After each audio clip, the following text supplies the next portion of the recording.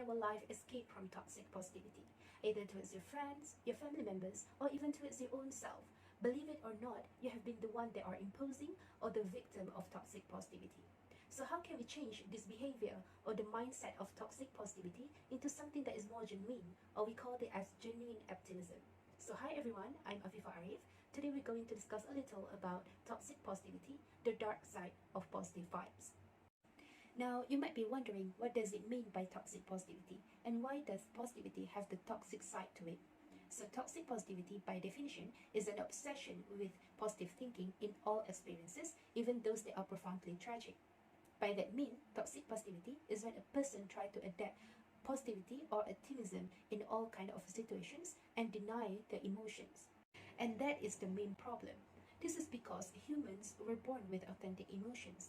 It is really normal for us to cry when we're sad, to laugh when we're happy, to be mad, and even to get upset when things are not going to the right way. Now, when toxic positivity gets the best of us, we tend to push ourselves and adapt all positivity into those experiences and deny all these emotions. So why is it bad? What does toxic positivity can do to oneself? First of all, it can silence our negative emotions. As what I said before, it is really normal for humans to have a variety of emotions, including the negative and positive ones. So when toxic positivity comes right in, it can put aside our negative emotions. We don't even want to feel upset. We will feel angry for ourselves when we feel upset. This is the problem because negative emotions is a part of our life. So when we try so hard to put positive thinking and optimism in all kinds of situations in our life, including those that actually doesn't need one, it can put us under pressure. So why does we feel this way? It is because we will force ourselves to pretend to be happy and also to appear okay all the time to people around us. And some people even have the stereotype that negative emotions is only for the weakest. Last but not least, toxic positivity can demean grief. Grief is actually a normal process or stages in our life, and people will experience it at least once in our life. So when we impose toxic positivity in ourselves, we will deny all the stages of grief, and we will pretend to be happy all the time. Now, when I said our daily life is full of toxic positivity, I'm not joking at all. So here is some of the list of toxic positivity that you might have imposed in your daily life. So the first one is the quote, "Everything happens for a reason." We always use this kind of sayings to people around us, especially our friends and family members. Everything happens for a reason. This is bad and kind of like toxic positivity because this will deny the emotions. Instead of saying this, how about we ask about how they're feeling and make them open up about their emotions more? This will make them feel at ease and at least put the emotions, especially the negative ones. One thing that I wanted you to understand about toxic positivity is when we try to replace negative emotions with the positive ones. So another example of toxic positivity in our daily life is when we label people who always appear happy and okay all the time as a strong person. Instead of labeling them like this, how about we ask them, are they really okay? Ask them to open up more about their emotions and share them with us. We all know we can't judge a book by its cover. We never know what have they been through and what's going on in their head and heart. And one thing that we need to realize is that a person who always appear happy all the time is always the one that are depressed. Other examples of positivity that you might think as a standard one is actually toxic is when you try to help people by saying to focus on positive aspects of life of a devastating loss. Other than that is when parents scolding their kids for being mad or throwing tantrum without asking them why. And last but not least is when you try to brush off someone's concerns by saying that it could be worse. So how can we replace this toxic positivity into something that is more standard or more genuine in general? Now you might be wondering, why do people so obsessed with positive thinking?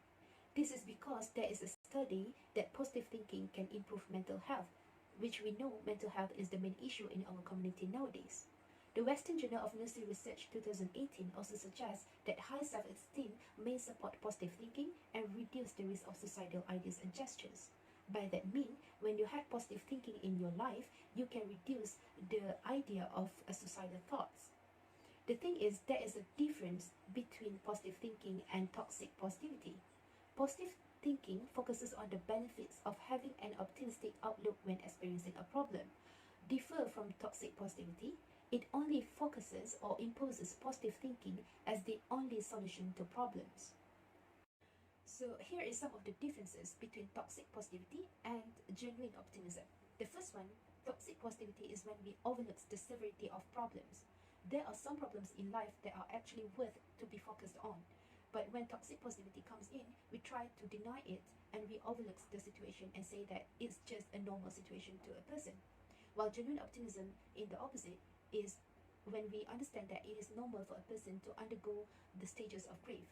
As what I said before, it is really normal for a person to feel upset or sad or even angry over a situation. The second one is when we too hurry to help that we stop listening.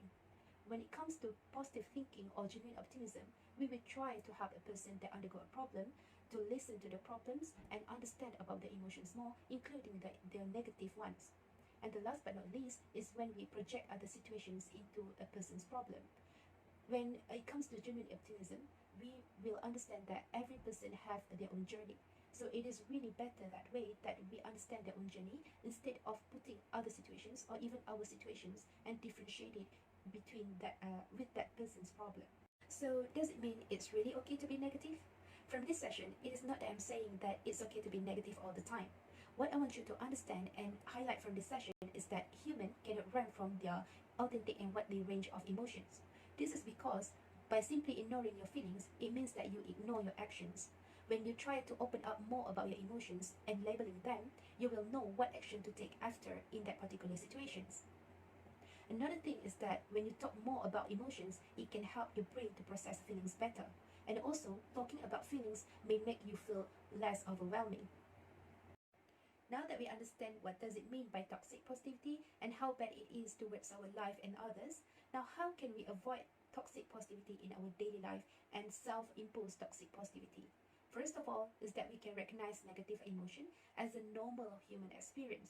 Well, again, as I said, it is really normal for you to have negative emotions in yourself and be upset towards things that are not going as planned. Secondly is that you can or need to identify and naming emotions. Be more open about your emotion, no matter is it from a positive or negative emotions, instead of avoiding them. Thirdly is that you need to learn the difference between you can and cannot change. Fourth is that you can seek support from non-judgmental people. This also includes your close friends or close family members. You can also seek professional help if you need to. Last but not least is that you can identify and correct cognitive thinking errors.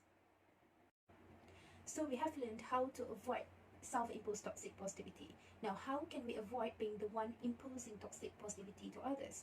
First of all, just like we did to ourselves, we need to encourage people to speak more freely and openly about their emotions, especially the negative ones. Next one is to get more comfortable about negative emotions. Sometimes we don't even realize that our close family members or close friends find it awkward and uncomfortable to talk about negative emotions. And this is something that we should normalize, which is to talk more about negative emotions. Thirdly is that we need to avoid to always have positive response to what a person says, because sometimes things are really not positive and we need to have a negative response in order to make them realize about that particular situation and how bad it is. And last but not least is that we can recognize that intense negative emotions often coincide with powerful positive emotions, such as when profound grief means that it signals intense love. So I think that's all from my session. I really hope that today you will gain some knowledge about toxic positivity and avoid being one in your daily life. Thank you so much for listening.